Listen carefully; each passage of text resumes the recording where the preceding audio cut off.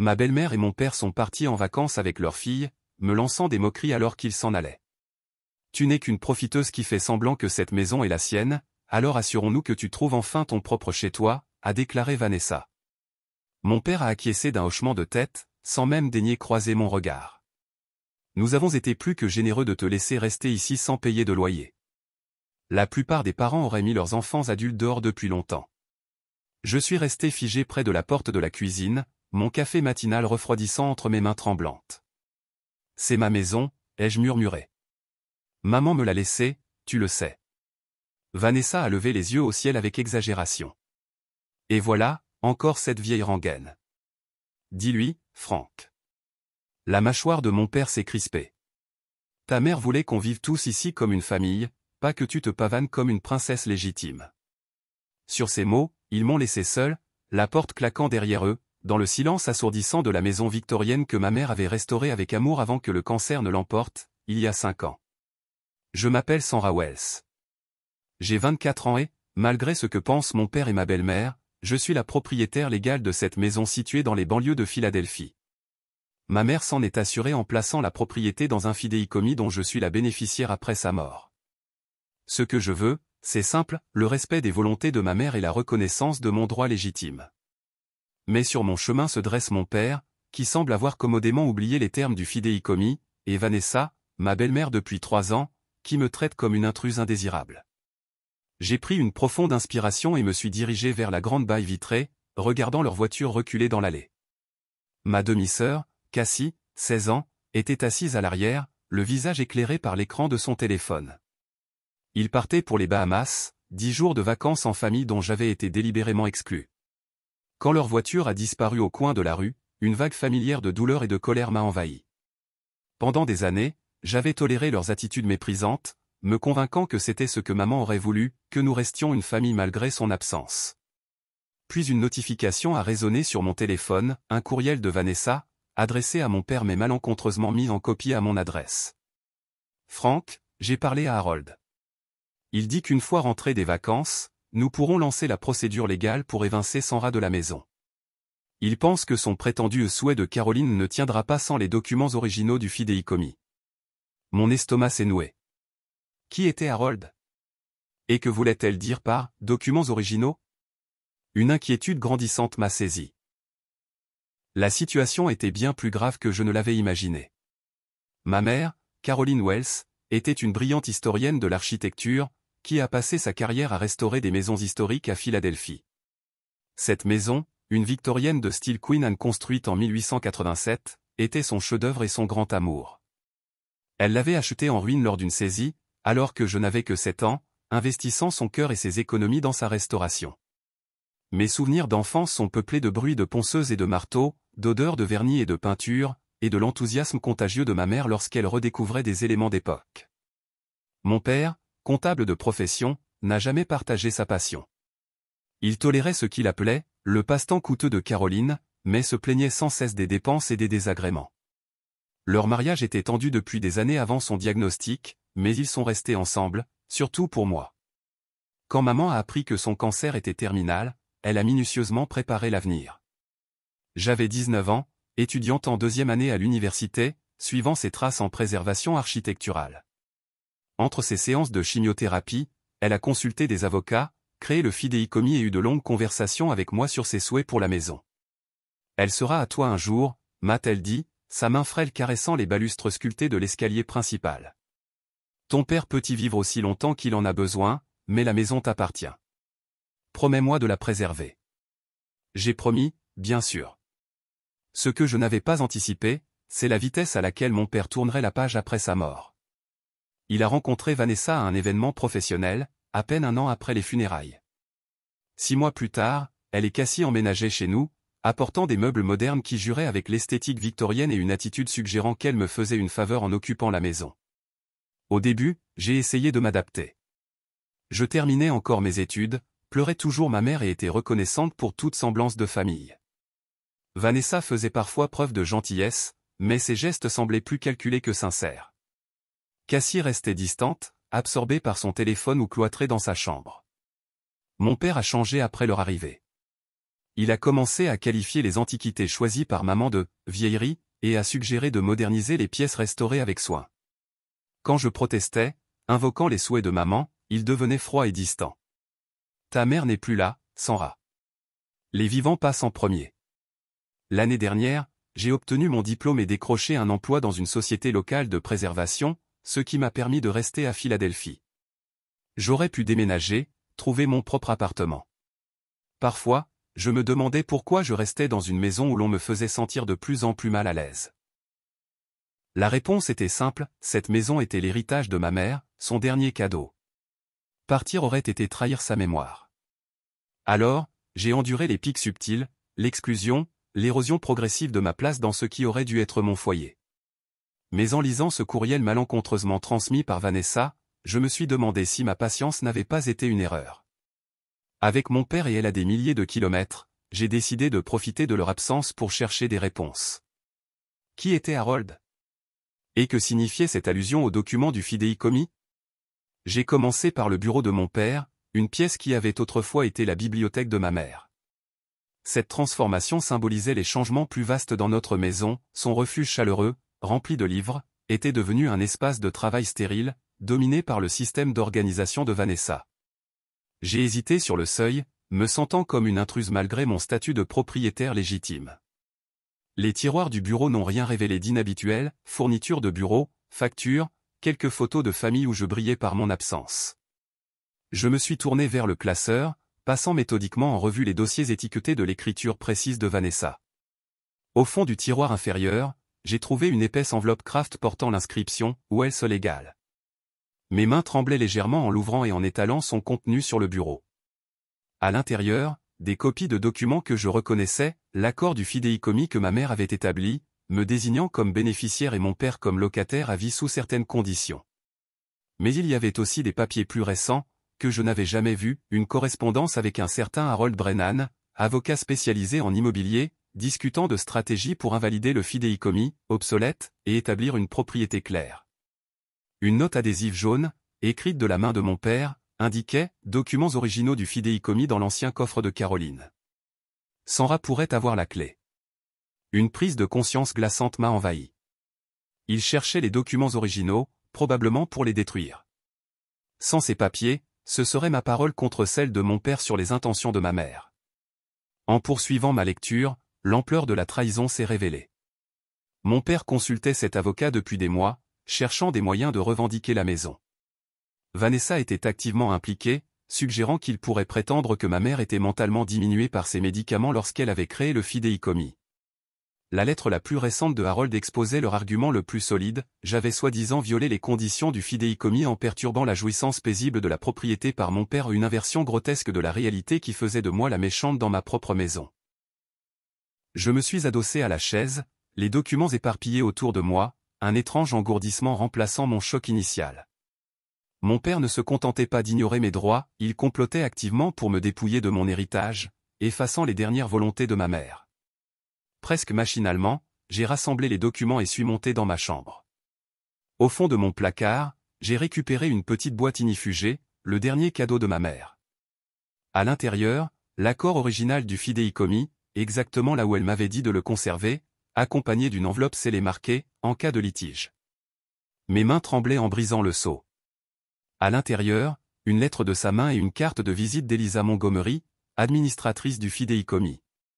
Ma chère Sandra, si tu lis ceci, c'est que Frank a oublié ses promesses envers moi. J'espérais qu'il respecterait mes souhaits, mais je me suis préparé à l'éventualité qu'il ne le fasse pas. Elisa a le pouvoir de faire respecter les termes du fidéicommis si nécessaire. La maison est à toi, ma douce fille. Ne laisse personne te convaincre du contraire. Avec tout mon amour, maman. J'ai passé mes doigts sur son écriture familière, les larmes brouillant ma vue. Même de l'au-delà, elle me protégeait, anticipant des menaces que je n'aurais jamais imaginées venant de mon propre père. J'aurais dû me sentir soulagé d'avoir cette garantie, mais une profonde tristesse m'a submergé. Toute illusion sur la bonté de mon père s'était brisée. Le lendemain matin, j'ai appelé Elisa Montgomery. Après m'être présenté, une voix chaude et professionnelle m'a répondu « Je me demandais quand j'aurais de tes nouvelles, Sandra. Nous avons convenu de nous rencontrer cet après-midi-là dans son bureau en centre-ville. » Elisa, Une femme pragmatique d'une soixantaine d'années aux cheveux argentés et aux yeux perçants, me rappelait ma mère. Caroline a été très minutieuse en établissant ce fidéicommis, a-t-elle expliqué en examinant les documents que j'avais apportés. Les conditions de la tenure de ton père sont claires, il peut vivre dans la maison sans loyer jusqu'à la fin de ses jours, à condition de reconnaître ton droit de propriété et de ne pas entraver tes prérogatives. Il fait exactement le contraire, ai-je répondu, lui montrant les preuves découvertes. Il essaie activement d'invalider le fidéicommis. Le visage d'Elisa s'est assombri. Cela constituerait une violation grave des termes. Elle a étudié les courriers de Harold Brennan. Cet avocat adopte une approche agressive. Y a-t-il eu d'autres problèmes au-delà de nier ton droit? J'ai hésité, puis décrit l'hostilité croissante, l'exclusion systématique, et l'incident récent avant leur départ. Je vois, a-t-elle dit, prenant des notes. Les abus verbaux et la création d'un environnement hostile violant également les termes. Ta mère avait anticipé des conflits et intégré des protections. Quel genre de protection? En tant qu'administratrice, j'ai l'autorité d'appliquer les conditions, jusqu'à mettre fin au droit d'occupation de ton père s'il y a manquement substantiel. Un mélange de soulagement et d'anxiété m'a envahi. Une solution existait, mais à quel prix? Chasser mon propre père semblait extrême, risquant de détruire tout lien familial. Je ne veux pas forcément l'expulser, ai-je admis. Je veux juste qu'il respecte les souhaits de maman et me traite avec un minimum de décence. Elisa a hoché la tête avec empathie. Commençons par une lettre formelle lui rappelant les termes du fidéicommis. Parfois, un rappel légal suffit à corriger les comportements. Cette approche semblait raisonnable, ferme sans être irréversible. Elisa a rédigé la lettre sous mes yeux, détaillant les obligations de mon père et demandant une réunion à son retour pour discuter du respect continu des termes. Elle l'attendra à son arrivée, a-t-elle dit en me tendant l'enveloppe. En attendant, note toute communication ou incident. S'il persiste, nous aurons besoin de preuves pour des mesures plus fermes. Je suis parti avec un optimisme prudent. La lettre pourrait servir d'électrochoc sans ruiner définitivement notre relation. Peut-être, en comprenant que ses plans avec Harold échoueraient, mon père accepterait la réalité, et nous pourrions retrouver une forme d'harmonie. Mais ce soir-là, mon téléphone a vibré, un message de Vanessa. Il faut qu'on parle de ton attitude pendant notre absence. Franck est très contrarié. Attends-toi à des changements à notre retour. Une photo jointe montrait le bureau de mon père, les tiroirs entr'ouverts, les papiers légèrement déplacés. Ils avaient installé des caméras avant de partir, une précaution que j'aurais dû prévoir. Mon intrusion avait été repérée. Peu après, un courriel de mon père est arrivé, je suis profondément déçu par ton manque de respect pour ma vie privée. Fouiller dans mes affaires montre précisément pourquoi tu n'es pas assez responsable pour posséder une maison. Nous consulterons notre avocat dès notre retour. J'ai transmis les deux messages à Elisa, les mains tremblantes. Sa réponse fut immédiate, cela change notre stratégie. Leur posture agressive suggère qu'ils ne réagiront pas raisonnablement à la lettre. Je te recommande de me laisser appliquer les clauses d'exécution du fidéicommis. En clair, elle proposait de lancer une procédure d'expulsion, l'option radicale que j'avais voulu éviter. Avant que je puisse répondre, un autre courriel est arrivé, cette fois de Harold Brennan directement. Madame Wells, j'ai été engagé par Frank et Vanessa Wells concernant la propriété au 18 adresse. Veuillez cesser toute communication avec mes clients et adresser toute correspondance future à mon cabinet. Sachez que nous préparons une action légale contre vos prétentions infondées sur la propriété. Mon cœur s'est serré. Mon approche mesurée avait été un faux pas. En les alertant, j'avais accéléré leur plan. L'espoir s'est évaporé, remplacé par la certitude que ce conflit menait à une rupture irréparable. Maman, ai-je murmuré dans la pièce vide, que dois-je faire maintenant? Le lendemain, j'ai appelé Elisa pour discuter des options. Son conseil était clair, Sandra, ton père a engagé un avocat qui adopte une posture offensive. Cela indique qu'ils agiront vite à leur retour. Nous devons répondre avec fermeté. Que proposes-tu exactement, ai-je demandé, l'estomac noué. Je recommande une requête d'urgence au tribunal pour faire appliquer les clauses du fidéicommis, avec une ordonnance restrictive empêchant ton père et sa femme de revenir dans la propriété en attendant une audience complète. Une ordonnance restrictive? N'est-ce pas extrême? Pas dans ce contexte. Leur message montre une intention claire de violer le fidéicommis et peut-être de te chasser de chez toi. L'ordonnance maintient simplement le statu quo jusqu'à ce qu'un juge examine les faits. Je me suis promené dans ma chambre, pesant ces mots. Ils sont en vacances pour 8 jours encore. Devons-nous agir si vite? Le timing joue en notre faveur, a expliqué Elisa. Déposer maintenant nous donne le temps de sécuriser l'ordonnance avant leur retour, évitant une confrontation potentiellement explosive. Ils ignorent que tu m'as contacté et que tu détiens les documents originaux. Sa logique était implacable, mais le poids émotionnel m'écrasait. Ce n'était pas qu'une question de droit, c'était couper les derniers liens avec ma famille. Laisse-moi y réfléchir, ai-je dit enfin. Après avoir raccroché, j'ai erré dans la maison, caressant la rampe en noyer que ma mère avait restaurée, admirant le vitrail qu'elle avait commandé pour remplacer un original brisé. Chaque recoin portait sa mémoire, sa vision. Ma réflexion a été interrompue par une alerte bancaire. Mon père avait initié un virement depuis notre compte joint, celui que je finançais principalement pour les charges, vers le cabinet de Harold Brennan. Il utilisait mon argent pour financer son attaque contre moi. Cette ultime trahison a scellé ma décision. J'ai rappelé Elisa.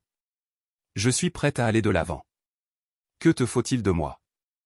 Les jours suivants ont été un tourbillon d'activités juridiques.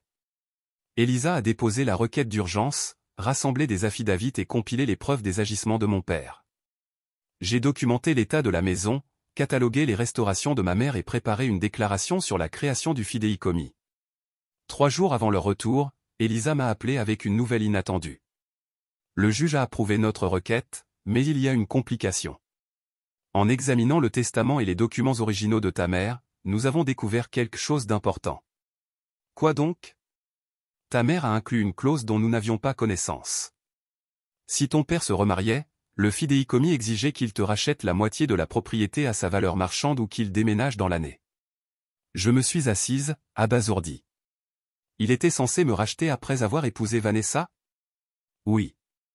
Cette clause s'est activée il y a 3 ans, mais il semble qu'il ne l'ait jamais révélée. Caroline voulait s'assurer que tu ne sois pas forcé de cohabiter avec une belle-mère qui ne respecterait pas ta position. Les implications m'ont frappé de plein fouet. Donc, non seulement il nie mes droits, mais il viole le fidéicommis depuis 3 ans en ne me rachetant pas ou en ne partant pas. Exactement. Et il y a plus.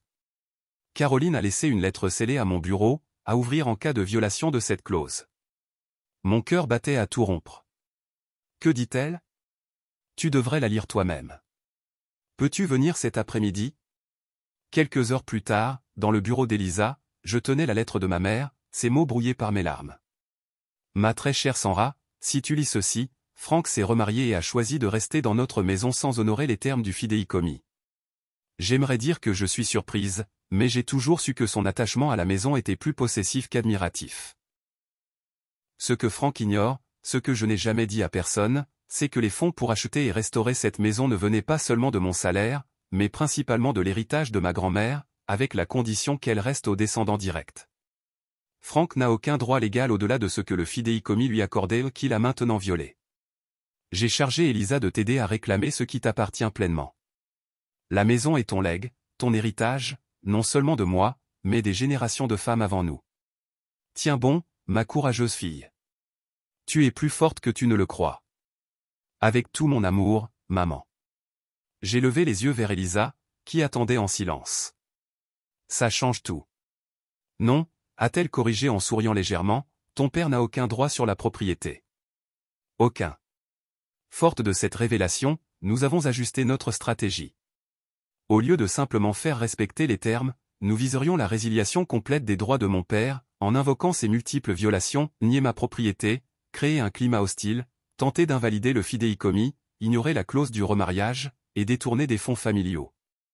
L'ordonnance restrictive est en place, a expliqué Elisa en finalisant les documents.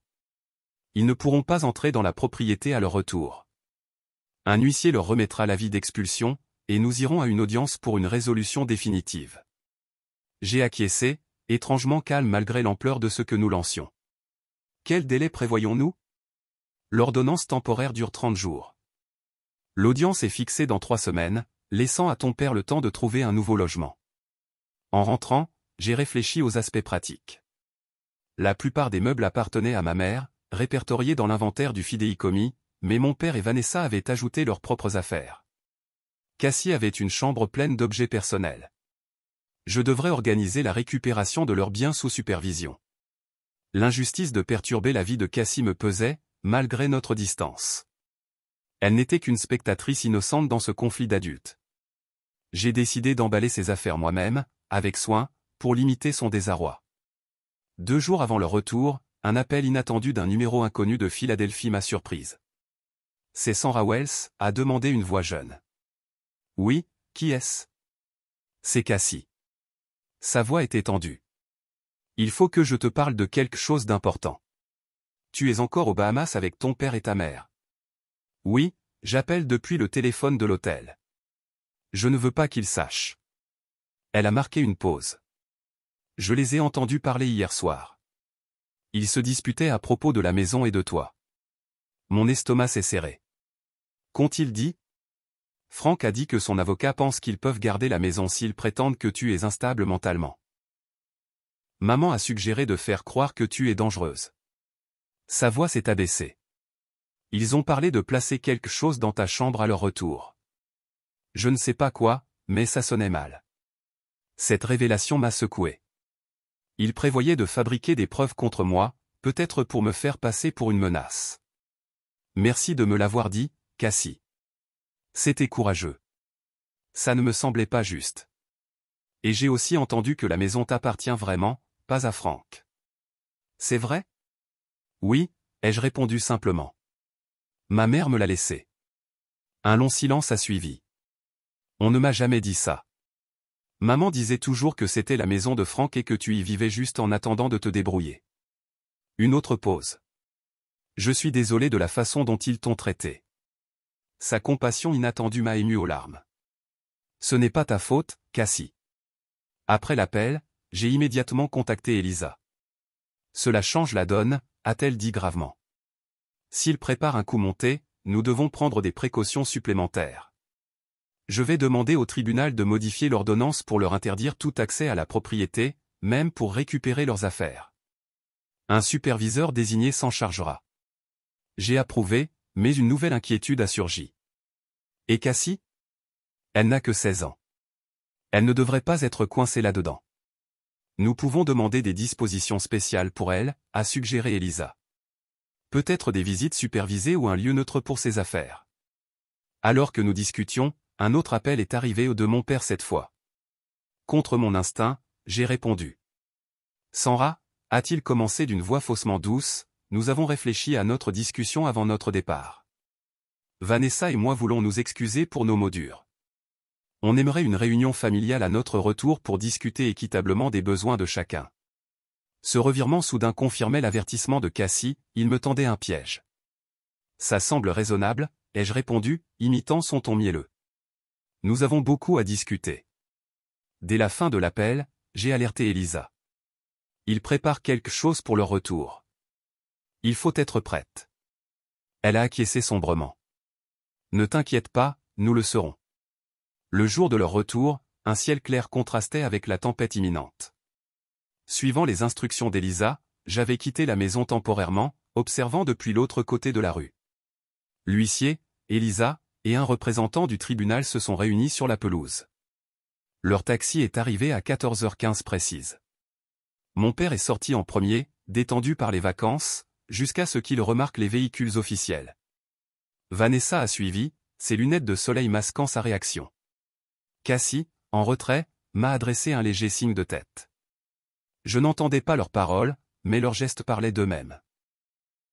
L'huissier a remis l'ordonnance, et la posture de mon père s'est raidie de choc, saisissant les documents. Vanessa a ôté ses lunettes, gesticulant avec véhémence. Elisa restait calme, pointant des sections du dossier. Le représentant notait et photographiait tout. La colère de mon père a viré à la pâleur, puis à l'incrédulité. Vanessa, plus explosive, a crié sur les officiels avant de se tourner vers lui, accusatrice. J'avais imaginé ce moment avec satisfaction, mais je ressentais une tristesse mêlée de résolution et une fin nécessaire, pas une victoire à célébrer. Le coup de grâce est venu quand Elisa leur a tendu la lettre de ma mère, expliquant l'origine des fonds et l'héritage féminin qui m'avait précédé. Mon père s'est affalé sur une valise, sa façade d'indignation s'effondrant sous la prise de conscience de son erreur monumentale. La maison n'avait jamais été à lui, elle était indéniablement mienne. Dans les semaines qui ont suivi, les détails pratiques se sont réglés avec une précision formelle. Mon père et Vanessa ont loué un appartement à l'autre bout de la ville, récupérant leurs affaires sous supervision judiciaire. Nos échanges se limitaient à des courriels brefs sur la logistique, la chaleur familiale irrémédiablement brisée. Une surprise est venue de Cassie. 2 jours après l'expulsion, elle m'a demandé de la rencontrer dans un café. Ils se disputent sans arrêt, a-t-elle confié devant un chocolat chaud. Maman reproche à Frank de ne pas lui avoir dit la vérité sur la maison. Frank la blâme de l'avoir poussée à agir en justice. Elle a hésité. Je me demandais si je pourrais te rendre visite parfois. Cette maison ressemble plus à un foyer que n'importe où ailleurs. Sa requête m'a touché. Bien sûr, Cassie, quand tu veux. Elle est devenue une habituée, d'abord pour des après-midi, puis dormant parfois dans son ancienne chambre quand les tensions chez elle devenaient insupportables. Malgré nos différences, un lien fragile s'est tissé entre nous, 2 victimes collatérales du chaos parental. Mon père a tenté une réconciliation un dimanche matin, débarquant sans prévenir. Je ne voulais pas que ça aille si loin, a-t-il offert maladroitement. Après la mort de ta mère, je n'acceptais pas qu'elle ne m'ait pas confié la maison. Il ne s'agissait pas de confiance, papa, ai-je répondu. C'était une question de legs. Maman voulait qu'elle reste dans la famille pour les générations à venir. Il a hoché la tête lentement. Je comprends maintenant. Trop tard, je suppose. Peut-être un jour reconstruirons-nous quelque chose, mais pour l'instant, les blessures étaient trop fraîches, la trahison trop profonde. Quant à la maison, je me suis consacré à poursuivre l'œuvre de préservation de ma mère, rénovant le 3e étage qu'elle avait planifié mais jamais achevé. Chaque moulure restaurée, chaque détail choisi avec soin honorait sa vision et renforçait mon lien avec les femmes qui m'avaient précédé. Cette maison a toujours su à qui elle appartenait, a commenté Elisa lors d'une visite. Ta mère serait fière de la manière dont tu protèges son héritage. Elle avait raison. Il ne s'agissait pas seulement de propriété, mais d'honorer le passé tout en bâtissant mon avenir exactement comme ma mère l'avait voulu.